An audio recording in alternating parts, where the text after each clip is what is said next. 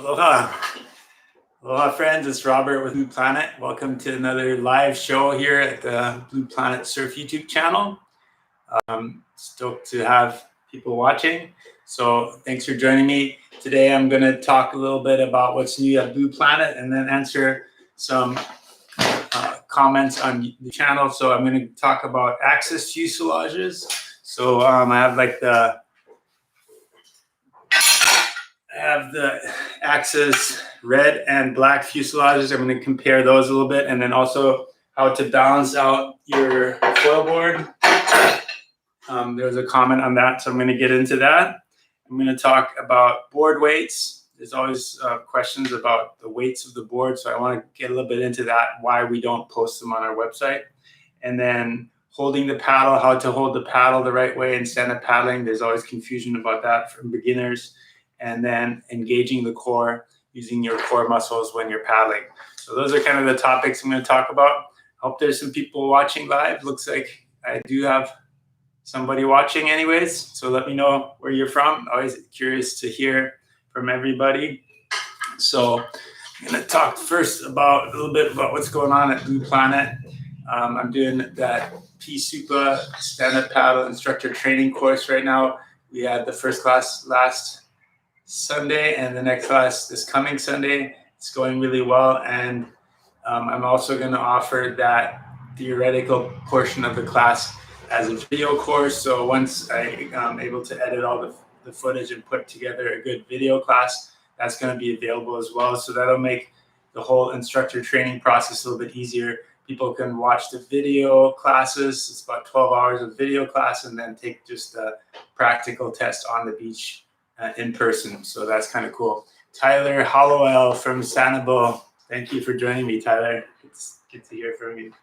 So, and then I've been super busy, and I can't really make that announcement yet, but we have some news coming up on Blue Planet. We're expanding, so really exciting, but it's not a done deal yet, so I can't really make that announcement yet. But next Wednesday, I'm going to skip the live show just because I'm super busy, but I am gonna keep that live show going though. So, but maybe on a bi-weekly basis for now, while I have a lot of stuff going on. So, okay, so I'm gonna get into a little bit into some comments from YouTube.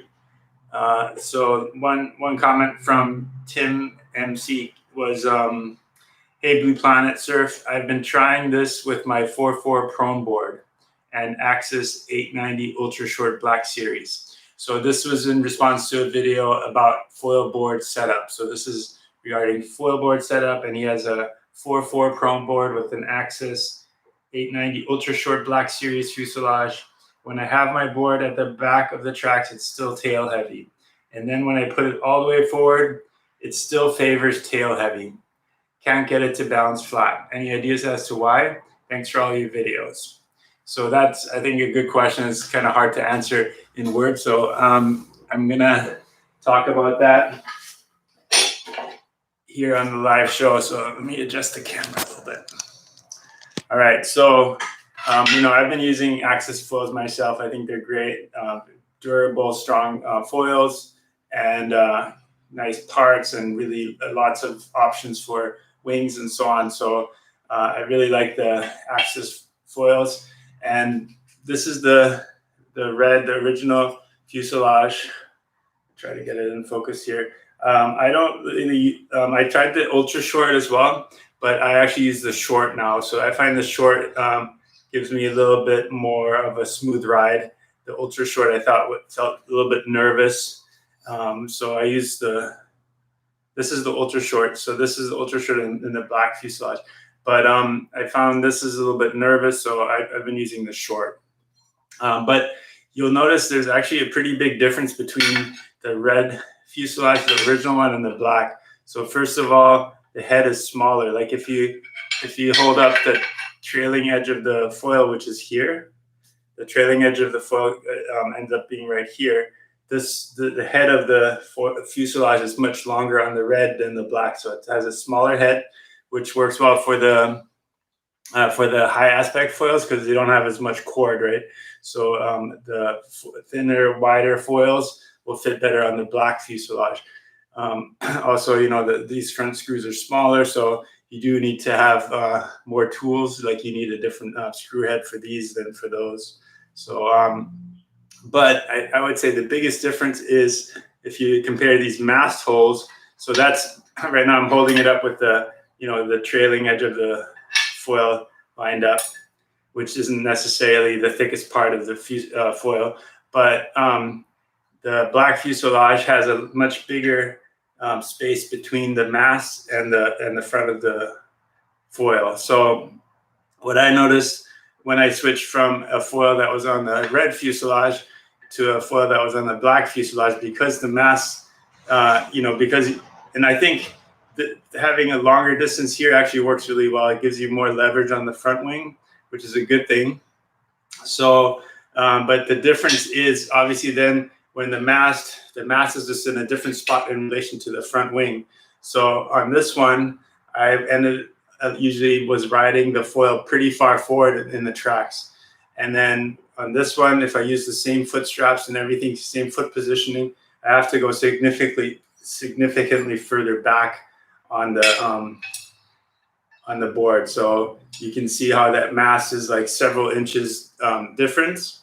So yeah, just switching from the red fuselage to the black fuselage means you have to make a pretty big adjustment in where you mount the foil. So keep that in mind. First of all, every foil is different. And so even between the two axis foils, just using the different fuselage will make a big difference in where to place the foil. And then in terms of your 4.4 being tail heavy, I mean, that probably means that the track doesn't go all the way back on the board. And I would just probably use it with your foil as far back as you can get it. Another option might be to put extra holes in your plate. Like sometimes I've seen people do that, screw some extra holes so you can kind of have the plate mount kind of extend past the back of the box. That works too, so that way you can maybe get it further back. But I mean, that balancing out, especially on a really short board, sometimes it's hard to do because of the way the foil is, and you might have to have your front foot like really close to the nose just to balance it out. So the keeping your board balanced is kind of more about having a nice neutral feel. Like when you're turning, carving, or pumping, the board will be balanced out without, like when you're unweighing your weight, the board will kind of fly flat without doing anything to it. Versus a board that's tail heavy will have, it'll when you unweigh it, it'll want to kind of come up by itself a little bit because of that tail heaviness. Versus a board that's nose heavy, when you unweigh it, it might want to drop down a little bit. So if you have the weight nicely balanced out, it really helps with having a nice smooth ride and good feel. But you can also, of course, adjust your feet. Like, so if you can't get your foil back far enough, you might just have to move your feet forward a little bit to kind of make up for that extra lift of the foil that's pretty far forward. Mesh Molo's joining us again from Switzerland. So thanks for joining us. Stoked to have everyone listening. So I hope that answers the question on the foil placement and the different fuselages. But yeah, I was really surprised how much difference there is in these measurements on the axis fuselage. But I love the way I'm using the 810. 810, is it 810? Sorry, I forget. But yeah, I think it's the 810 front wing, and I'm loving it. It's a really nice foil. I've also tried the 700, which is a smaller, kind of high aspect, smaller version of the 810. And we've used that one foil surfing. It's really great for foil surfing because you got plenty speed and bigger waves. It's nice to have that smaller wing. For wing foiling, I found it a little bit small. It's really hard to get it going, and especially if there's not really strong wind. But if the wind's cranking and there's a little bit of waves, the 700 wing is super fun as well, and something I'm going to keep working on using that smaller wing. See how that works. All right. Any comments out there? Stoked everyone's listening. Oh, Jason Hall's from Maui. Cool. Jason's been posting some cool videos too, so should follow him as well. So let's see, what's my next comment I was going to talk about? So yes, Dino Pellegrino is asking, what are the weights of these boards? So that was on a video of our Tough Tech boards, which are kind of our entry-level boards, but they're really nice and durable and lightweight and easy to carry. So on our website, we don't really post the weights just because they vary. Like sometimes boards made in the winter time, when there's more humidity in the air, tend to be a little bit heavier because there's a little bit more humidity in the foam than the ones made in the summer. So there can be a variance just depending on humidity in the air. And then also, like so there's like variances in how much resin is used on the board and so on. And then sometimes we like to maybe add some reinforcements or make slight changes to the construction. So the weight is not always 100% the same between boards. Like I like to say plus minus 5%, but sometimes it can even be plus minus 10%. So ideally, if you want to know the exact weight of your board, you just have to weigh it.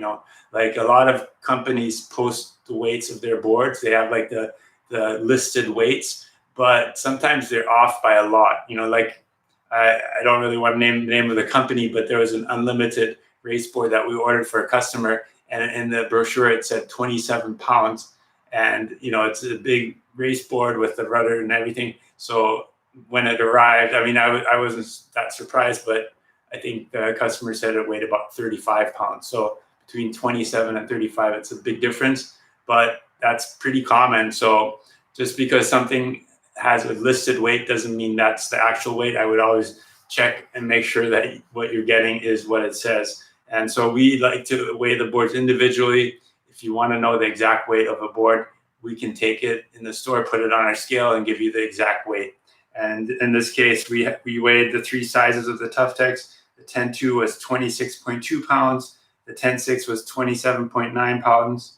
And the 11.0 was 29.8 pounds. So those are the exact weights of the boards. It's not like some made up number that we put in a catalog or a brochure. Jason Hall says, just got my BRM W2 wing yesterday. I'll post a review on my channel. Wing foiling is exploding on Maui and all the windsurfers here are getting annoyed. Yeah, I mean, same thing is happening on Oahu. It's kind of crazy with wing foiling. It's becoming super popular. And actually, it's a lot of the old windsurfers getting into wing foiling. Just, I'm one of those guys too. I've been windsurfing for, 35, 40 years or longer, actually. And just switching over to wing foiling was cool because it's like starting all over again and being kind of a kook in the beginning, but being able to learn it pretty quickly. So I think a lot of the windsurfers are going to switch over to winging. But, of course, windsurfing still has a lot of followers and hardcore guys doing it. But I think wing foiling, if you haven't tried it, you got to try it. It's so much fun, the speed and the smoothness and the things you can do with the wing that's not attached to the board. It just opens up a lot of possibilities, I think. So, yeah, I don't know. Here on Oahu, we don't really have that many windsurfers anymore, so nobody's getting annoyed. Everyone's getting along. But Meshmello says, how are you guys keeping up with the tourist surge? People are getting the wing foiling bug. So, I mean, yeah, Oahu is it feels like it's being overrun with tourists again.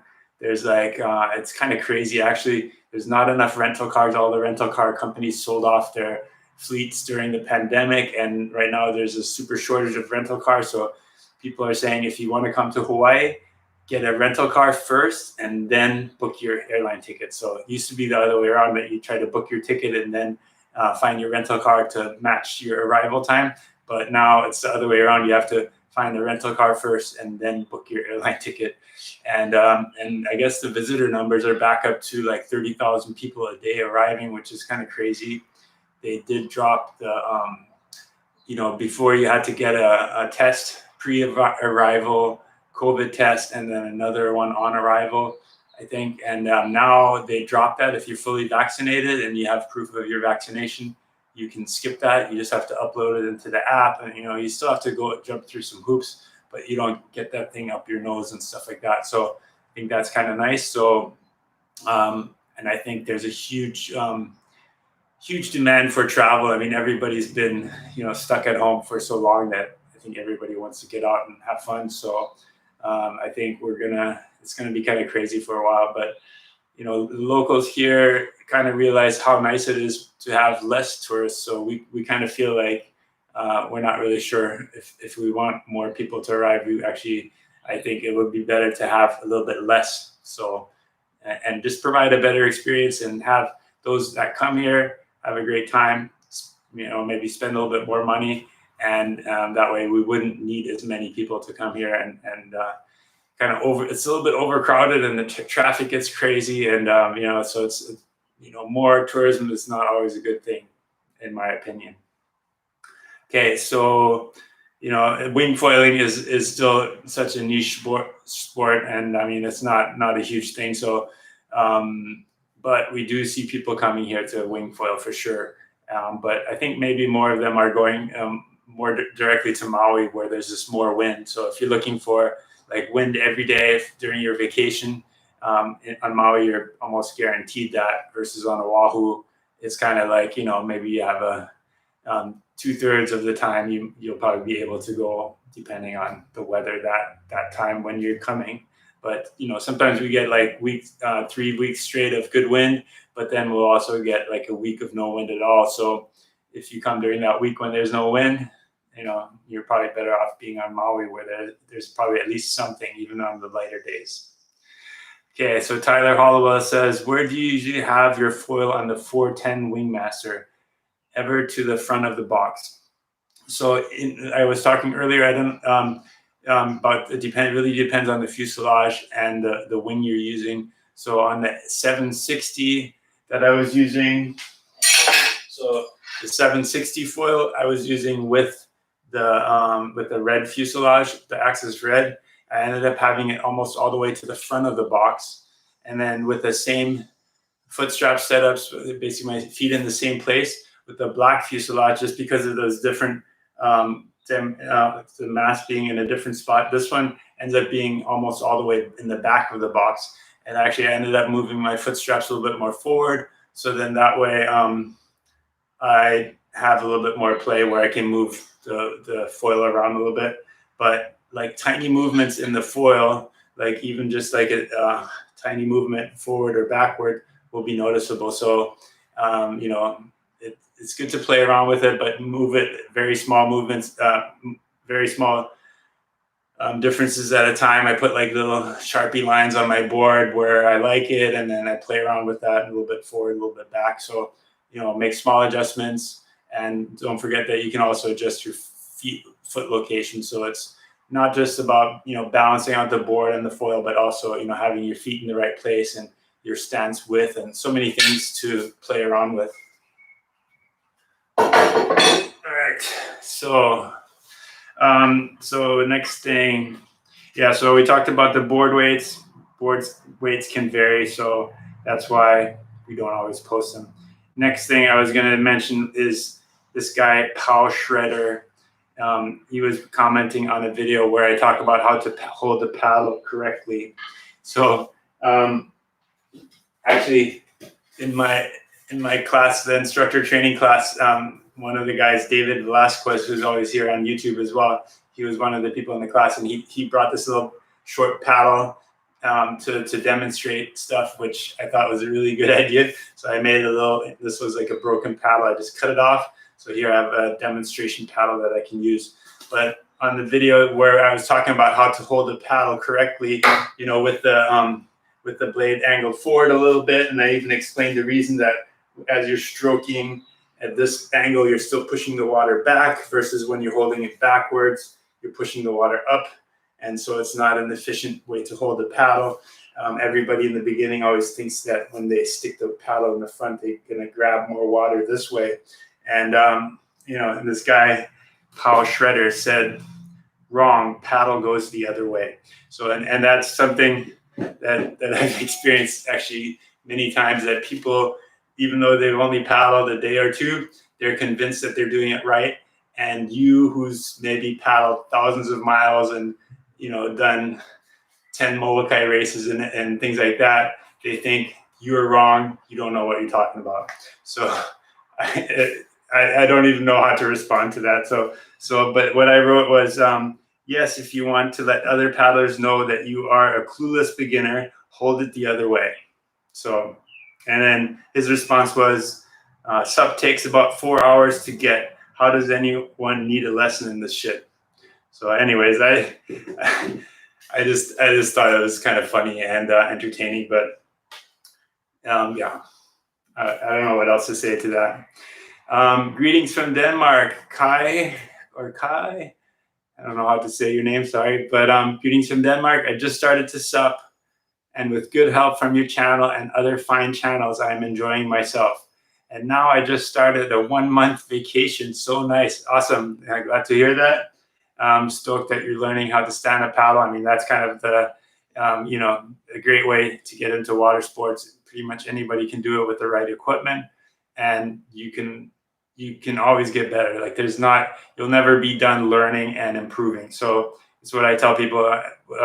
This guy thinks he can learn to stand up paddle in 4 hours, which is true. You can learn how to stand up and propel yourself forward, but you're never done learning. I mean, I'm always working on my technique and trying to make it more efficient.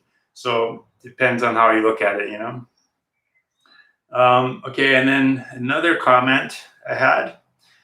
This was on a video that talks about engaging your core. Just wanted to get into that really quick. Puffy Cloud says, thanks for the tip. I've been struggling with core engagement.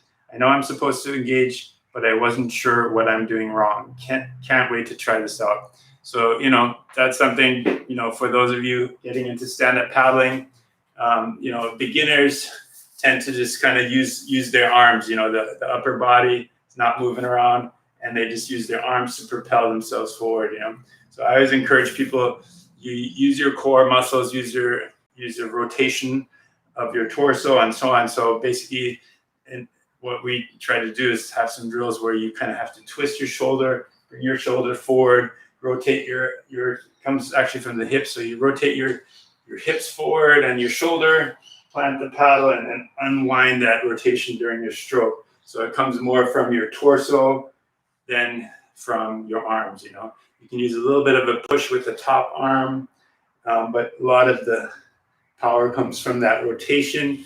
Your lats right here, pulling on the paddle, and that'll give you a lot of power. And you can actually also engage your lats on this side, pushing down with the top hand. So it's and then the other way to put power on your blade too is just like using a little bit of leaning onto the paddle, pushing down with your top hand, and kind of falling onto the paddle. But I have another video coming out on this Saturday, the second part of the how to stand a paddleboard for the complete klutz. Now, the first part was pretty popular, and I made a pretty long video just to help people that are struggling with their balance and standing up on the board, just getting into that. And then the second part, I'm going to talk more about technique and how to have an efficient stroke and all those kind of things. All right, so those were kind of the comments that I wanted to cover. So let's see what else people are saying on the chat here. Tyler is saying, I did stand-up paddle tours and lessons, and people definitely need lessons and help. Ha ha ha, your paddle instruction videos are awesome. There is always something to learn and practice with paddling. I totally agree. If you keep that attitude that you're never done learning, then you will keep getting better. If you think you got it after 4 hours, yeah, then you're probably going to stop doing it and never get any good at it. So, it's just a matter of what your goals are, I guess. For me, it's like I always want to keep getting better. I don't think I'll ever be done learning, and I won't ever feel like I'm perfect at it. I mean, at anything really. So that's, I think, the only way you're gonna get better at things, right? Okay, so Meshmello, have you ever managed to get up on foil paddling on flat water? Oh, that's a good question. And I have not actually. I've tried it in completely flat water, and I haven't been able to do it. And I think that, this was a while back with my, my stand-up paddle foil board and extra large Carver foil wing, which is a great wing for getting up early. But never really been able to do it in completely flat water. That said, I have been able to do it in very small chop, like in Hawaii Kai when we start the downwinders. In the beginning, there's this really small wind chop. It's straight offshore, so it's, when you get a little bit offshore, at first it's completely flat, and then as soon as you get like these little bumps and a little bit of wind behind you, just that was enough for me to get going and fly a little bit. But because those early bumps aren't moving very fast, it's hard to keep it going for very long. So you have to kind of keep paddling and pumping to keep it up. But I was able to get up on foil in those kind of conditions, but in completely flat water, no. So I think, and it's like an incredible, like it's very physical. You have to be a strong paddler and have good timing. There's so many things that have to come together well, and then the perfect equipment set up exactly right. So unless everything works together perfectly, it's not easy to do. So yeah, that's my take on that. So Meshmello said, I tried for 1 week straight and threw the towel at the end. So yeah, same thing for me. I tried it a bunch and then I kind of gave up on it. And then I discovered wing foiling. And to me, wing foiling, we were doing these downwind foil runs, where we go downwind, catch the bumps, and do downwinders with the foils. And here on Oahu, we don't get the super great conditions like they get on Maui. So it's we don't have as many super windy days. So when the conditions aren't optimal, it's kind of struggling. You're kind of struggling, and it's a little bit frustrating. So so when wing foiling came around, and you could just like grab the wing, and if you slow down, you just kind of pull on the wing and go again. You can still do downwinders and hold the wing and just surf the waves. But then when you slow down, or if you want to get back up you come off the foil and you want to get back up, you got that wing and you got all that extra power, and it's just so much less effort to keep it foiling basically. So that's my take on that. And thanks. I'm stoked you guys like the videos. I put a lot of energy into the videos, but it's kind of my passion project, and I enjoy doing it. Sometimes it does take way more time than I should be spending on it. But really, like sometimes I'm thinking, I usually do a kind of the editing in the evenings. And if I wasn't editing these videos, I'd probably just be watching some stupid series on Netflix or something. And but sometimes it's nice to have that time to just sit on the couch and not think about anything and just watch a show or something. So it's a little bit of trade-off, but I do enjoy the videos. So as long as I enjoy editing, I'm going to keep them coming. And I'm super stoked about the kind of feedback I keep getting on the videos and from everybody. Like we now have 33,000 people following our YouTube channel and over 10 million views. So that to me is amazing and motivating for me. And also all the people that I meet, like at the shop or on the beach, in the water, anywhere in the world, if I stand up paddle or foil somewhere, people know me from the videos. So that's a pretty cool thing for sure. So Screebop says, mahalo Robert for all the windsurfing vids. Or wing foiling, I think you meant. I'm still shopping for a board and foil, but I've been practicing on a windsurf board. Are there skills I can practice that I can eventually use on foil? Oh, that's a good question. So, obviously the wing handling skill is super important. It's like half of it is foil handling and half of it is wing handling. So the wing handling portion of it, you can learn on a windsurf board, of course, like controlling the wing, having it pull you forward, creating the maximum forward propulsion, but without dragging the tip in the water. And when you're on a windsurf board, you're closer to the water. And when you're up on the foil, you're actually a little bit higher on the water, so you can hold the wing more vertical. The wingtip can kind of come underneath your board and be close to the water surface without touching. So when you're up on foil, it's actually even easier to generate power. But being on the water surface will help you, learn how to control the height of the wing, get it close to the water surface, but not have it touching. So being able to control that up and down motion of the wing, that's like half the battle. So, I said in one video, it's like kind of wing foiling is kind of like learning how to juggle while you're standing on the tippy balance board. So, you're learning the juggling portion right now with the wing. And once you got that down, then it's just getting comfortable on the balance board and then putting it both together. So ideally for learning how to foil, I would maybe try to focus on just that, maybe behind a boat or rent an e-foil or something like that, and just learn the foiling, like flying the foil. And then once you're good at wing handling, good at foiling behind the boat or something, then trying to put it both together and learn how to wing foil. Jason Hall says, have you done dock starts on foil?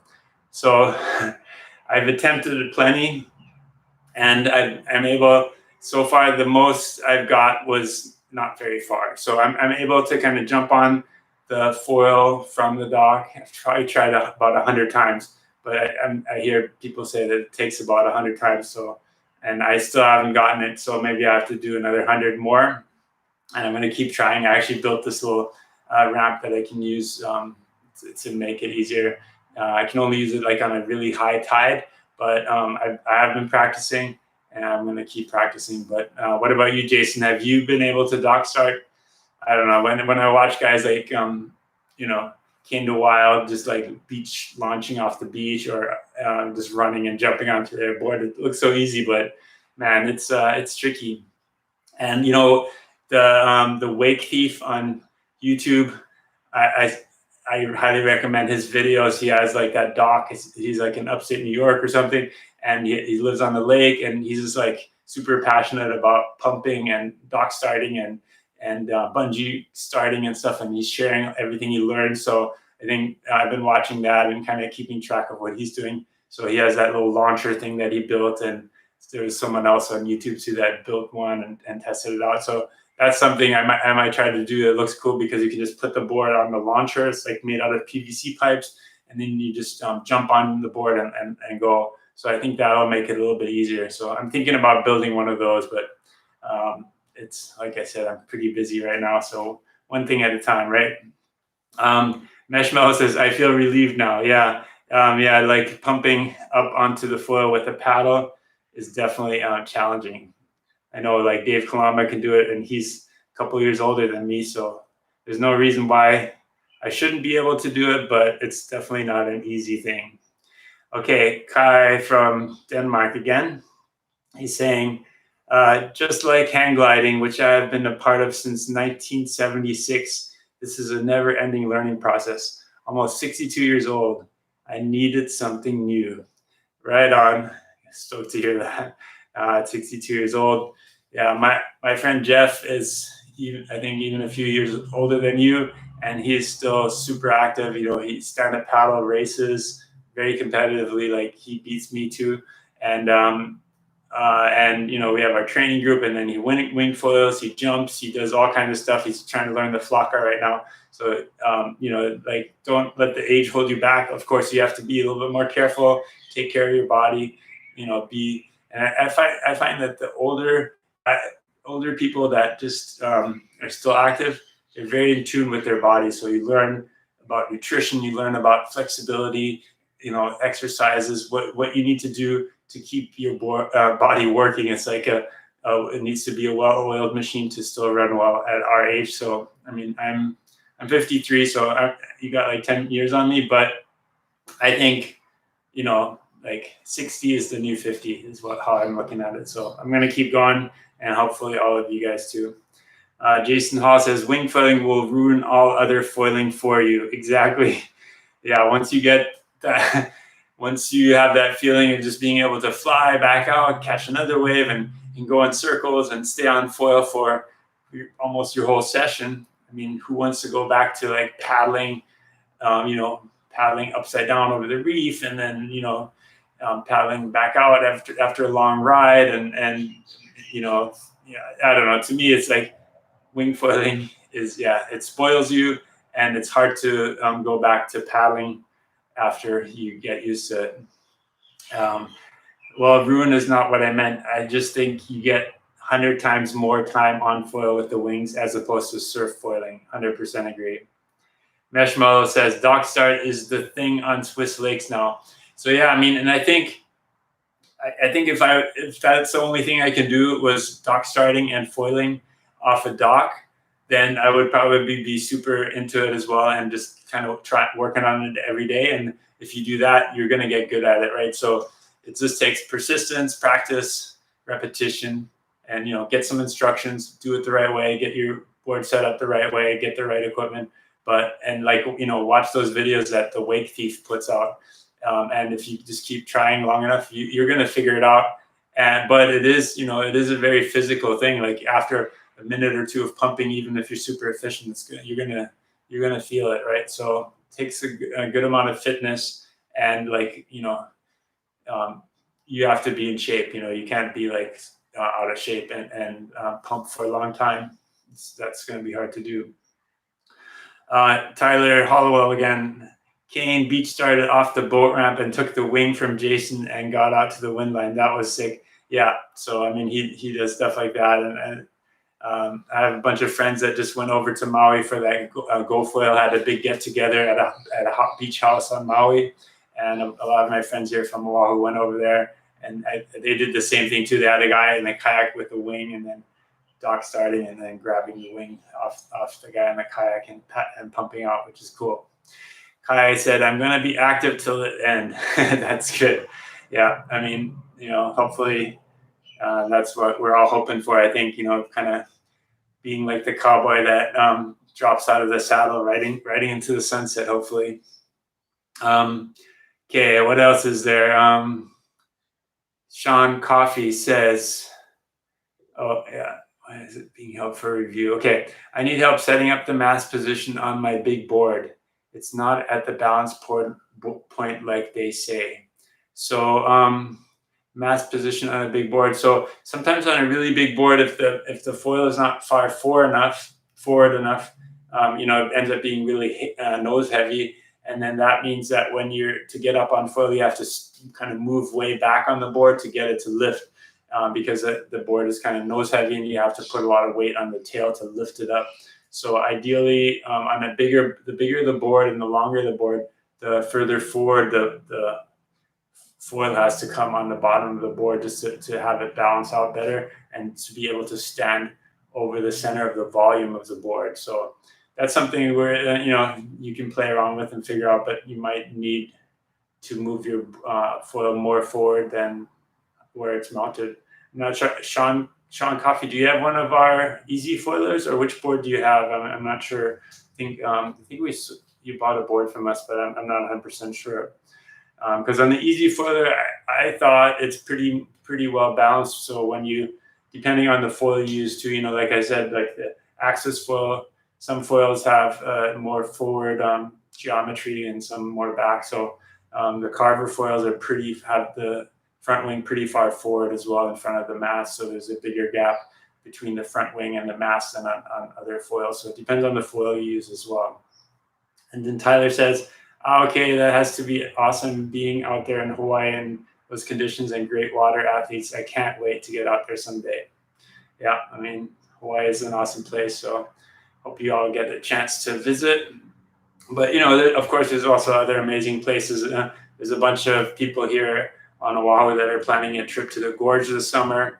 None of us have been able to travel. So I would love to join them. Actually, there's that gorge challenge, I think, happening again and stuff like that. One of these days, I'll make it out to that. I'm not sure if I can do it this year. And then, I was also going to mention we got 15 people watching, and five of you gave a thumbs up. So thank you for that. And if you haven't done that yet, if you're logged in, just give it a thumbs up if you're enjoying the show. Let's see. So Sean Coffey says, "It's either bucking me off or hard to get up on foil. One day I got it right, or the wind was right. I don't know."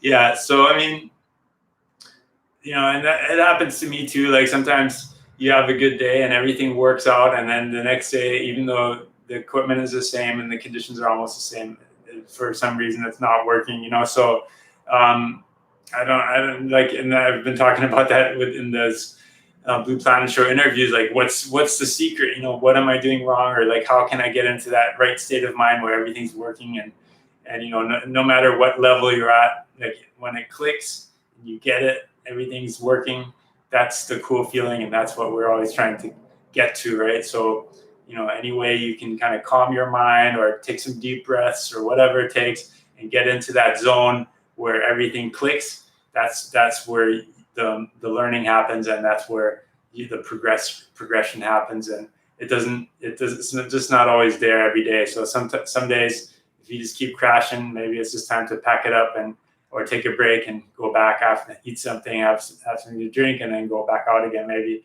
But I don't know what the secret is, Yeah, Mark Rappaport said if you can put that in a pill and sell it, you could make millions. So anyway, Jason Hall, yes, the Oahu and Kauai GoFoil crew here last week was sick. Derek Hama killing it as usual. Yeah, I mean, Derek Hama is just amazing. He's just such a good waterman, so smooth, and just the turns he does. I don't think even guys on the prone boards are turning as hard as he does, and like some of the turns he does with the paddle, the lean back Hama carves. It's just amazing. But so Derek, and plus he's a super nice guy, So Sean, a very long time ago, but not that bored. I have a read-in 132 and Axis 1150. So yeah, Sean, I would say use that. You've probably seen that video where I talk about foil board setup. I think it's called like foil board setup and foot strap foot placement or something like that. And if you hold it upside down, hold the foil up by the thickest part of the foil, and you lift it up like that. If your board should more or less be balanced flat, when you hold it up like that. So if it's nose heavy, you probably have to move the foil more forward. If it's tail heavy, I got it the wrong way. So if it's tail heavy, you have to move it more back. So just to see if you can adjust it. And and that's just a starting point. It's not an exact science, so don't. And then also your foot placement is important. There's a lot of other things that matter as well. But that's a good kind of if that way, if the foil geometry, the fuselage is different and the foil is more forward, then you have to move your mass back to get that same balance point. So I think it's helpful. Screebop says, are you seeing any big changes in wing, board, or foil technology that you're excited by? So, one thing I just tried yesterday for the first time, the Ocean Rodeo Aloha wing, which it definitely seems like great technology. Because Aloha is basically a lighter fabric and lighter and stronger than what they're using right now for the Bladder casings. So you can make the wing lighter and use, like on the strut, they're using a smaller diameter. So I've been trying it, and the wing does feel lighter, but it's not just all about weight. It's also the handling and so on. So I think there's still some improvements to make on that side of it. Just the tuning and stuff like that. But overall, that I think shows a lot of promise. The Aloha fabric seems to be pretty cool, but big changes, I don't know, but I think we're getting some of those new Armstrong wings, the Armstrong boards, and I like some of their innovations, like the handle that goes all the way through the board that you can grab from either side, and it also acts as a drain hole. I think that's kind of a cool innovation, although I'm not sure where it's balanced out. So that's the thing. Do you balance it with the foil on the board or with the foil off the board? So to me, it's almost like you need one handle on the top that's balanced without the foil, and then a handle on the board bottom that's balanced with the foil on the board. And that way you can carry it either way, and you have a handle on each side. But of course, the extra handles also add weight and so on. Other than that, technology-wise, so many things. I think it's still like just figuring out the fine details of like the wings, the flex pattern, how the wing flexes, the profile, the amount of tension on the profile, the amount of tension on the leech, the flutter. There's so many variables in a wing, and you just change like something small and it'll change how the wing feels. So there's so many variables right now that we're still figuring out. So I think we'll see a lot of improvements still in the wing technology, like just the handling and kind of having a nice compromise between low end power and a rigid, stiff profile that gives you a lot of power to get pumped up on the foil, but then also acts very neutral and soft on the wave when you want to depower it. So that, like, sometimes I find if the wing has too much tension or too much profile, too stiff, then when you depower it, it's not a smooth depowering action. It still has like that stiff profile, so it has more drag and more pull on it. So actually, maybe Jason can comment on that new board riding Maui wing. I'm curious to hear about that. I hear the first version is really nice. Depower is very neutral and just works really well. So I think that probably the version 2 is even better, I'm assuming. So I'm curious to hear how you like that one. Jason Hall says, any info on improving bladder material? I had an ozone that I had to replace 6 bladders. So that's something, yeah.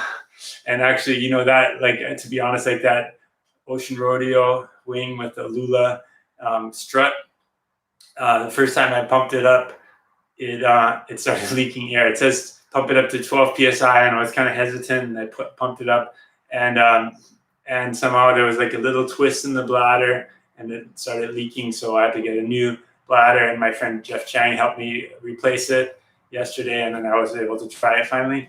But I mean, that's kind of the Achilles heel of wing footing, I think, are the bladders. But there is a big difference in how sensitive they are to having issues. So basically, where the strut attaches to the front leading edge, that's where there's always a problem, because the bladders basically have this cutout, and one tip is supposed to be at the top and one tip is supposed to be at the bottom. But if there's like if it's slightly rotated or not exactly right, then that bladder will get twisted, and that twist will cause it to create a bubble, and then it bursts. And the ozone V1, that was a big issue. So a lot of people had that problem happening. It's always the front of the bladder where it touches the leading edge. Excuse me. So, and then I guess one way to fix it is to have these little strings at the top and bottom that attach to the strut basically to the leading edge, and those tips can't move around, and you don't have that rotation. And like my PPC wings have that, and also I think the new Armstrong wing has those little strings. So some manufacturers have those strings available, so others don't. So and there's other ways to fix it as well, but that's something that needs to be figured out. I mean, and I found that those strings seem to work very well. They keep the bladder from twisting, and then that seems to alleviate that problem mostly. And of course, there's also other issues. Like I know Duotone has that dump valve where you open the dump valve, and we've seen a lot of issues with that. So I don't know why they still use that. I think they should just get rid of the dump valve. Sean Coffey says, "Do you miss the boom?" Yeah, I mean, I love the original, the Duotone wings with the booms, and just as a windsurfer, I think it just kind of comes very natural to me. But like now, I'm using the inflatable wings with an inflatable bladder and the handles, and I kind of got used to the handles. And one thing about having a bladder in the middle is also that it kind of helps flag out the wing and keep it more steady when you're flying it behind you in neutral. So that's the original Duotone. The first 2 versions had a little bit of that side to side movement because they didn't have that stabilizing force of the center strut, I think. So, but I do miss the boom. I do think the rigid handles are the way to go. So, I mean, maybe you don't have to have the full length boom, but I mean, it's like that. The new Slick wing has that shorter boom, and the Slick is actually, I like the boom about it, but it is kind of more of a wing for those of you who like to just go back and forth, on the lake or river or choppy water or whatever. But it's for wave riding. I just find it's too rigid. Like it has a really rigid profile. I was talking about that a little bit earlier. So when you depower it, it still has that more drag, and it's just harder to luff it, So I feel it's a little bit too stiff to use in the waves for me. So Jason Hall says, I saw a Nash prototype wing yesterday. They changed the sewn panel shapes in the canopy, speaking of new design. So I think, yeah, that's actually another thing that I'm playing around with as well, is just trying different seams, like, how, because basically the fabric stretches more than the seams. And if you can use the seams to add rigidity or keep it from stretching, like the geometry of the panels, and then also like the material itself, there's more stretch in some directions than others. So how you arrange the fabric itself and the stretch characteristics of the fabrics with the seams, there's a lot of stuff that you can work on that part as well, I think. So that's interesting that Nash is working on that in their prototype. And then Jason says, my Generation 1 BRM I've had for a year with no bladder issues. That's good. But yeah, do you have any comments on the new BRM? You said you tried the V2, so I'm just curious. You're the first one I heard that had one, but I guess you said you're going to have a video review coming out soon, so I guess we'll look forward to that. All right, guys, it's been 51 minutes. Thanks so much for joining me. It's great to, maybe I guess I'm going to keep doing this. It's not a big deal to do a live show for me, so I enjoy it, and I'm stoked that so many of you are watching and so involved. Like, I love getting all those comments. It's way more fun to talk about stuff when people are kind of interacting with me. Makes it way more interesting. So thank you, guys, and hope to see you again next week, next Wednesday at 7. I'll be back. And Jason says, yes, better handle placement. So, I mean, yeah, handle placement, super key. I think that's actually one thing about actually one of my main things about the Ocean Rodeo that I wasn't crazy about was I wanted the back handle to be a little bit further back. And then also they have these loops, handle loops that I thought were a little bit too big. Like there was too much flop in the handle. So when I'm pumping, the handles were flopping around a little bit. So they have, but what's really cool about the Ocean Rodeo wing is it has like this Velcro attachment, so you can actually change out the handles. So I'm going to ask them if they have a handle that's not as loose and floppy, if they have a tighter one, because it has like the length on the handle itself. So I think there might be an option to just reduce the length of the handles, and I think that would work better. So that's another improvement, is having interchangeable handle systems, basically where you can adjust maybe where the handles are and how long they are, and if they're rigid or soft, and like having different options, being able to change out the handles, that would be a big improvement, I think. Jason says, yes, keep it up. Thanks. Thank you, guys. Thanks for watching. And don't forget to click that thumbs up button if you enjoyed it. And I'll see you again next week. Aloha.